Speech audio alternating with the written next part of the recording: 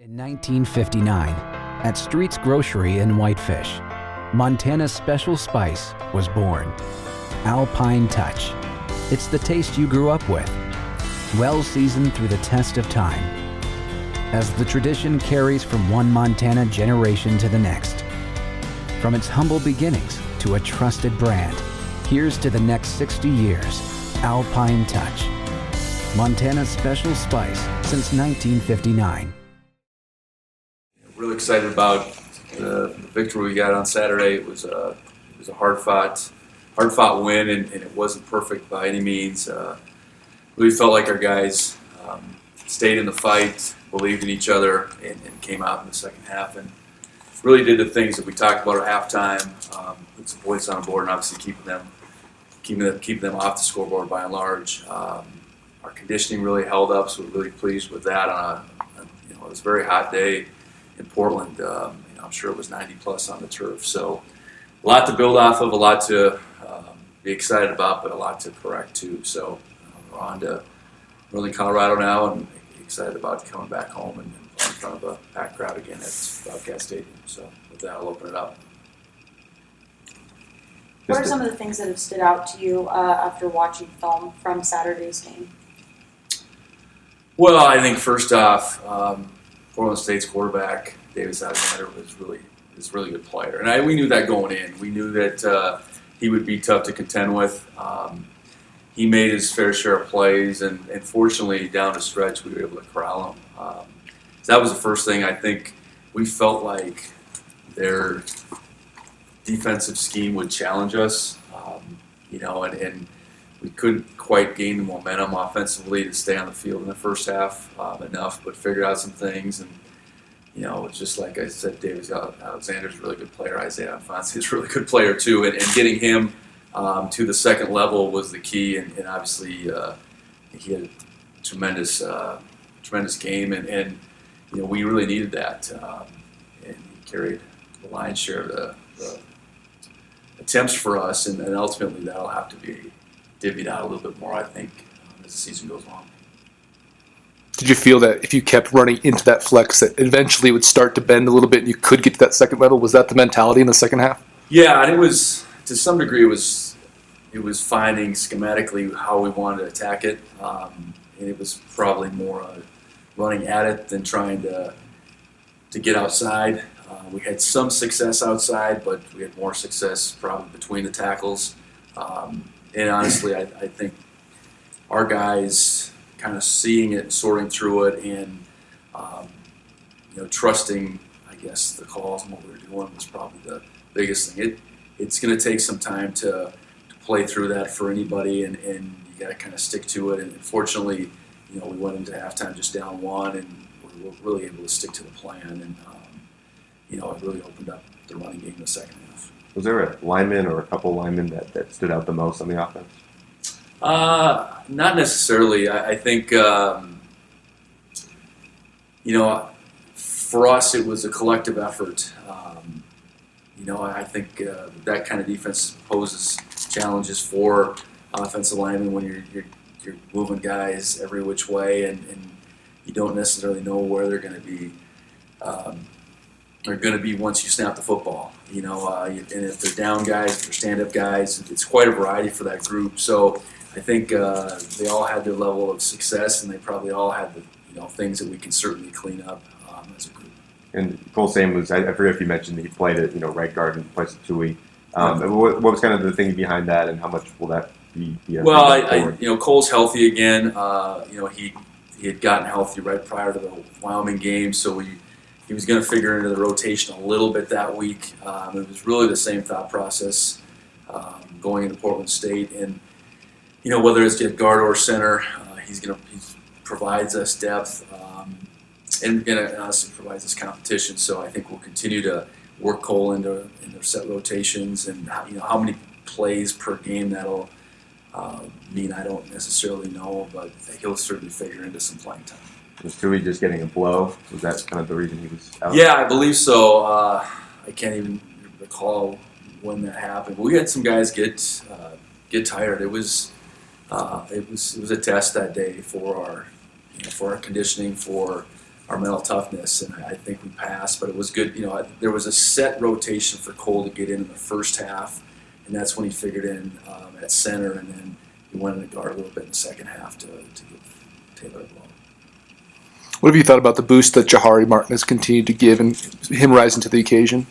Yeah, really pleased. He's a tailback by trade, but he's a powerful individual. And I know with RJ as our fullback, in fall camp, I felt like if RJ were to go down, Jahari would be the next guy up. But he was really still just a tailback by and large through spring ball and fall camp. So it's really been a little bit of on-the-job training the last couple of weeks following RJ's injury. Certainly in that game when RJ went down, Jahari hadn't got a lot of fullback preparation that week, got more the last couple of weeks. And then ultimately the game plan took a turn where we played with a fullback quite a bit in that game, and he got a lot of run, and he's again learning on the fly, and in particular for a defense like that where you don't have static defenders. You have defenders coming from all different angles. I'm pleased with his efforts, and he's been a impactful player on special teams as well. And he's got that attitude. Whatever I can do to help the team, whatever I can do to get on the field to help the team, and those are the type of guys we need in this program. On top of it being hot on the field, it was a little quieter of an atmosphere, and some of the players commented on that from a coaching perspective. Does that affect you guys at all when you start, or no? You know what? It can't, ultimately. We knew going in it wasn't going to be the atmosphere that we played in the first 3 games. And whether it's all we can control is our preparation, I guess. And are we prepared? And if our guys need to entirely feed off of what the crowd brings, we're not where we need to be.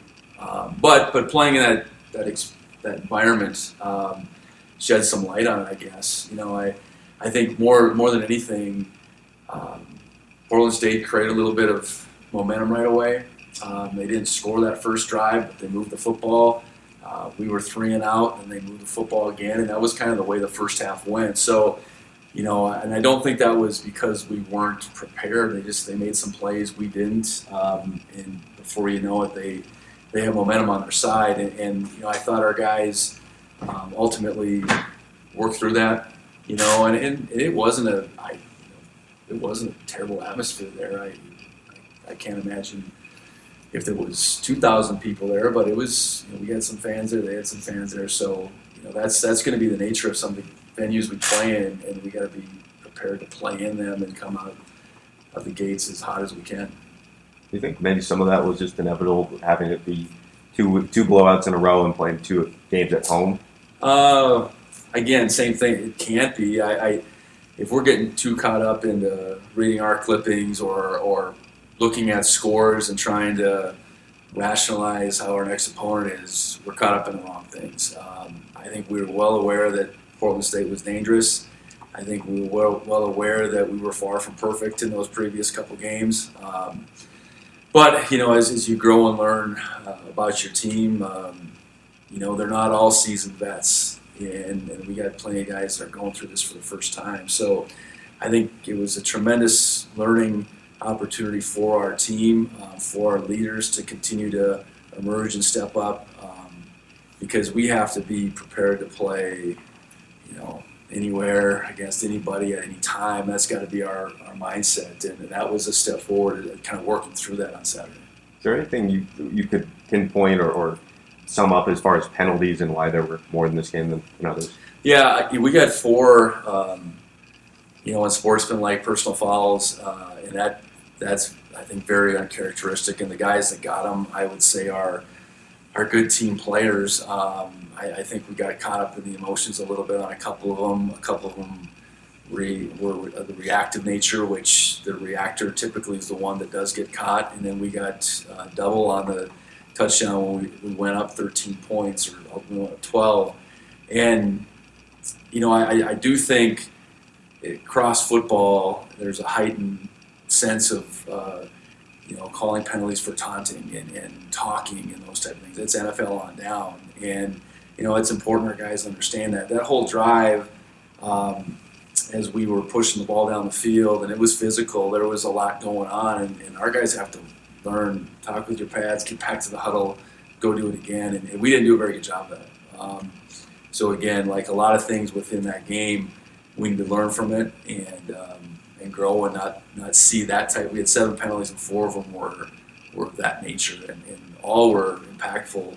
You take 15 yards times 4, you take 2 times 15, you get kicked from the 10. Those are all bad situations for us. And the holding penalty and false start, the other ones, was that simple as making a mistake? Yeah, the 2 holds were bad plays. I mean, they negated gains in both cases. I think they would both be classified as technical mistakes, I think, in both cases.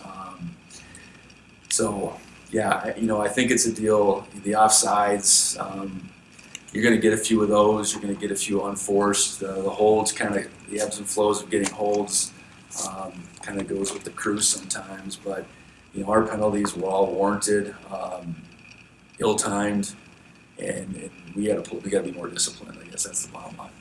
Obviously Monday, but anything stand out to you about Northern Colorado coming up this week? Well, they're coming off a big win, and they're back-to-back overtime games.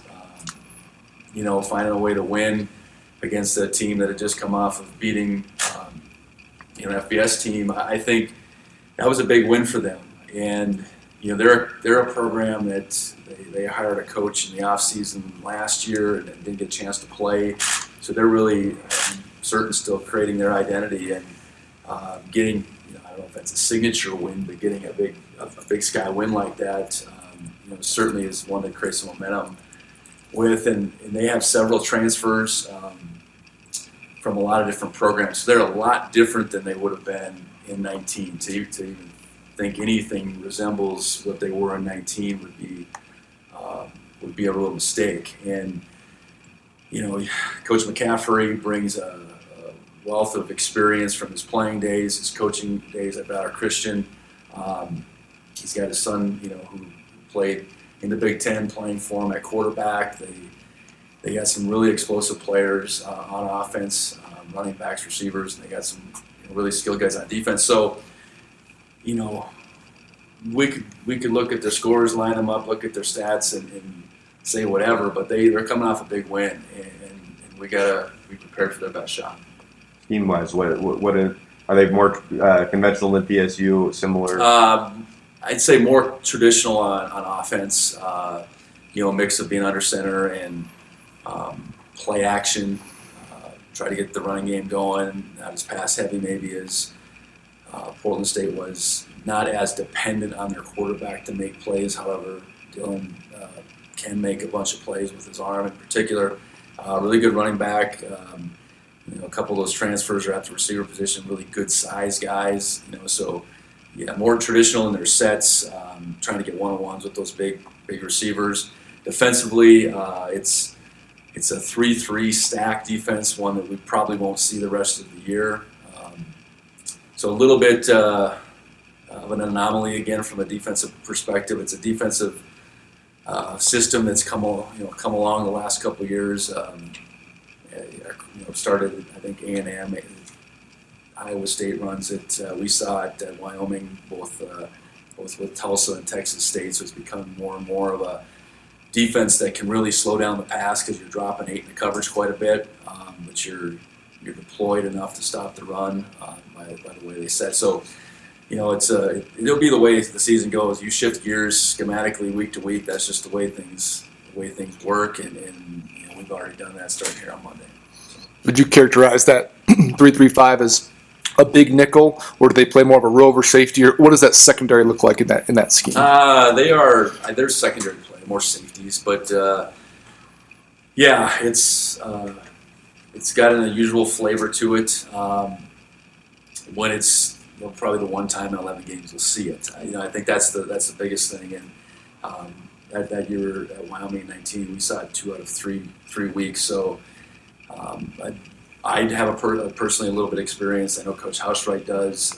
They played Iowa State last year when he was at Oregon. So there's a little bit of history, but they all got their different spin on it. So they're really active with their their front five, really good players. And then secondary wise, they're deployed and they play a lot of zone. So you have to be patient, take what they give you. That's really it's really a bend but don't break type of philosophy. And Matt seems to have continued to be patient with the football, with the one turnover this weekend. But what have you liked about that, and how important will that be this weekend? Well, I think his productivity, completing the football, not turning it over, getting our playmakers involved has to continue to improve. I thought he didn't start super fast by any means, but he stayed with it. He made some throws in particular in the second half to Lance that helped us open up the game. He's going to have to play well for us to win and understand that he doesn't have to do it all himself. I think that's, as he grows in his experience level, I think that's where I do feel like, okay, I can lean on some guys. I can certainly hand the ball off to Isaiah, and that looks good from time to time. I can find Lance. We have to be able to get Willie a little bit more involved, certainly in the passing game. It was good to see Jaden get a catch in the 2 minutes. Our tight ends had a couple opportunities. So, Matt's continued growth as we go through the conference season will be huge. What do you think? Is Lance just a really good route runner? What are his best skills, I guess? Blackfoot Communications is committed to supporting Bozeman businesses. From intelligent network solutions like SD-WAN to fast and reliable fiber-based services, Blackfoot delivers innovative ways for your business to succeed. Blackfoot Communications. Connect to more. I think first off, he catches the ball real well, but then he's got good size. He's strong. He doesn't have amazing size, but he's good size for a receiver, and he's got, I think, above average strength for sure. And he runs well enough, and it was running good routes. So, he can separate in a lot of different ways. And then if it is a 50-50 ball, I think he's proven he can catch it. So that's a lot of skills that you're looking for, a lot of attributes you're looking for in a receiver. And I think he's playing extremely confident right now, and I think Matt's extremely confident in him, and that's that kind of relationship you want to have between your quarterback and your leading receiver. Now, surprising was it that one of the only miscommunications of the year was on that pick, and it was with Lance. Well, it's not the first time that's happened. It's we have a read element on some routes, and that was Matt was wrong there, Lance was right. We had a couple of those against Wyoming, so something we got to eliminate. We got to be able to see coverage the same way to be able to throw the ball where we need to throw it, and it'll be something we continue to work on. I imagine that kind of speaks a lot of trust in your quarterback to be able to have that kind of read element. Is that fair? Yeah, I think so. Matt's he's very diligent in studying coverage, and when we feel like we can take advantage, and we'll go down that route to allow those reads to occur, and if we don't feel like they can present themselves, we won't. But he's certainly earned the right, and I think on the flip side, our receivers have to get those calls in games, and we've executed pretty well. When studying film with Matt, what are some things you really want him to pick up on when he's in the film room that you see? Well, I think just generally with quarterbacks, from one opponent to the next, you need to be able to shift gears. You're used to seeing your own defense for that extended period of time between spring and fall, and that's lays a foundation. But you go week to week now. It's trying to identify what are the keys to their coverage. Which defender is going to be the key to, I guess, give it away or tip the coverage as much as possible. Sometimes it's alignment, sometimes it's technique, sometimes it's their eyes. Within coverage, if it's a heavy man team, who would you prefer to go after? And then I think if it's a heavy blitz team, a pressure team, obviously understanding the do's and don'ts as far as our pressure goes. I think those are the biggest components, is understanding coverage and understanding pressure. And then we ask him to do a fair amount in the run game, and that becomes kind of that third component, how much we can go forward in the run game as far as him making decisions. Any update on Coy, James, and other injuries? Coy suffered a serious injury, and he'll be out for an extended period of time. James, we're hopeful that there'll be a return at some point. I don't know it'll be this week, but I think we're good reason to think we'll get him back. RJ's on the mend. He's not too far off, and Kendrick Bailey's on the mend. He's not too far off. Nolan is out. I think we've talked about that. Kyle had his surgery. He's doing well. So I think that's the updates right now. I know Tyrell, we've worked back into practice for a week and feel good about his progress there, and didn't need him in the game. But I imagine we'll see him moving forward. Yes. Simeon, Tyrell, are they going to be likely to get most of those reps then this week? Yeah, I think Simeon's really played well and earned the right to be on the field more and more. And I think Eric Zambrano's played solid football. We've been playing three corners along with James, and now Tyrell. Plugging him in there will probably be a similar look as far as how we rotate through. Coulter, do you have anything? Can you hear me okay? Yeah, sure. A couple for you. Following up just on Lance. It's sort of cool that you got a guy that is from Bozeman. So does that come with extra pressure, though? I mean, what do you think of his ability to sort of handle being the hometown guy? Because sometimes that could be, distraction is the wrong word, but it could just be extra. Yeah, I'd imagine it is, in particular when a guy's young. I think Lance, being a fifth-year guy, I think he's beyond that. I think he's waited in the wings for this opportunity. And I think his confidence in his own abilities and our confidence in him, honestly, would override any sense of expectations that are going to bring him down. I think he's waited for a couple years behind some, really from an opportunity perspective, behind a couple guys. He's been on the field, but it was apparent from the time I got the job back in February that he saw himself making the plays and making the contribution he is right now. And it was easy for us to see early, between the workouts we did in the winter and then spring ball that he was going to be capable of becoming the guy that he has so far.